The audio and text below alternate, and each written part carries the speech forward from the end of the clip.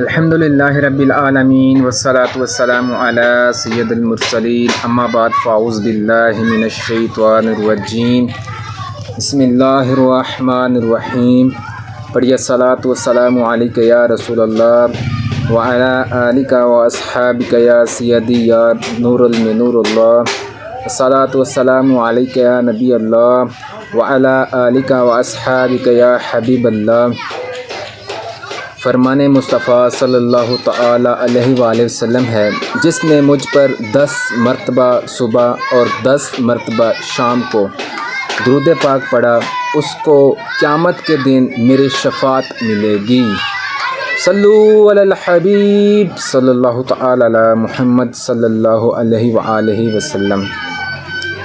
آج میں اپنے ناظرین کے لیے ایک ٹاپک لے کر آیا ہوں جس کا نام ہے 100 افراد کا قتل بخشا گیا۔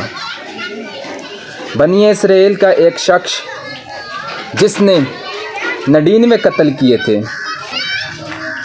ایک راہب کے پاس پہنچا اور پوچھا، کیا میرے جیسے مجرم کی کوئی توبہ کی گنجائش ہے؟ راہب نے اسے مایوس کر دیا، اس نے راہب کو بھی قتل کر ڈالا، مگر پھر نادم ہو کر توبہ کا طریقہ لوگوں سے پوچھتا پھرا۔ آخر کسی نے کہا کہ فلاں قصبے میں چلے جاؤ، وہاں اللہ عز و جل کا ایک ولی ہے، وہ تمہاری رہنمائی کرے گا۔ چنانچہ وہ اس کی طرف چل پڑا، مگر راستے میں بیمار ہو گیا۔ جب قریب پہنچا تو اس نے اپنا سینہ اس قصبے کی طرف کر دیا اور فوت ہو گیا۔ اب اس کو لے جانے کے بارے میں رحمت عز و جل کے فرشتوں میں اختلاف ہوا۔ اللہ عز و جل نے میت اور قصبے کے درمیان والے حصہ زمین کو سمیٹ کر میت کے قریب ہو جانے کا حکم فرما دیا۔ وہ چلا تھا اور جہاں پہنچ کر فوت ہوا تھا اس درمیانی فاصلے کو مزید طویل ہو جانے کا حکم فرمایا، پھر پیمائش کا حکم فرمایا۔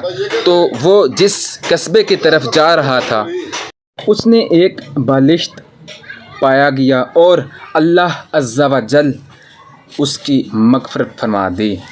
اللہ عز و جل کی ان پر رحمت ہو اور ان کے صدقے ہماری مغفرت ہو۔ صلو علی الحبیب صلی اللہ تعالی علی محمد صلی اللہ علیہ وآلہ وسلم۔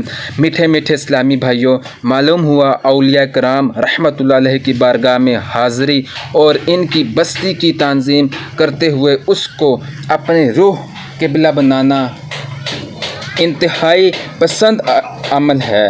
بس اللہ عز و جل کی رحمت پر جھوم جائیں اور پروردگار عز و جل 100 آدمیوں کے قاتل کو محض اپنی رحمت سے بخش دے۔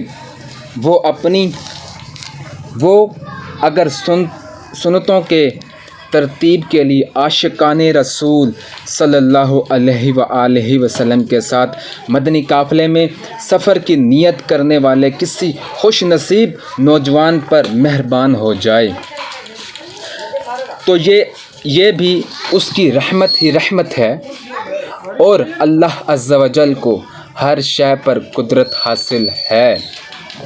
میرا مدنی مشورہ ہے کہ دعوت اسلامی کے مدنی ماحول سے ہر دم وابستہ رہیں، انشاءاللہ عز و جل دونوں جہاں میں بیڑا پار ہو جائے گا۔ دعوت اسلامی کا مدنی ماحول کی برکتوں کے لیے کہنے یقیناً عاشقان رسول صلی اللہ علیہ وسلم کی صحبت رنگ لا کر رہتی ہے۔ صلو علی الحبیب صلی اللہ تعالی علی محمد صلی اللہ علیہ وآلہ وسلم۔